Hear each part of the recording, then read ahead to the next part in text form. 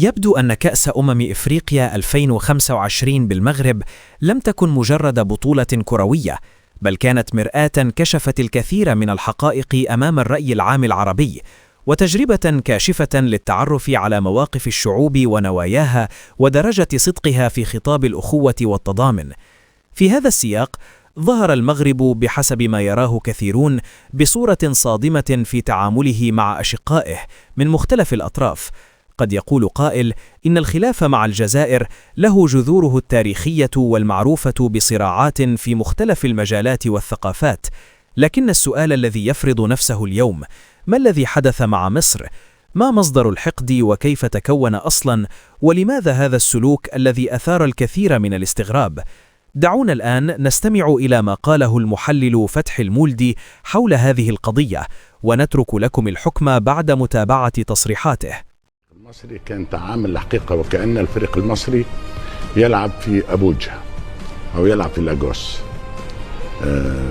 احنا عرب صحيح، ما طالبناش المساندة المطلقة للفريق المصري، ولكن لا أن نكون ضد الفريق المصري. هذا أسف الأول.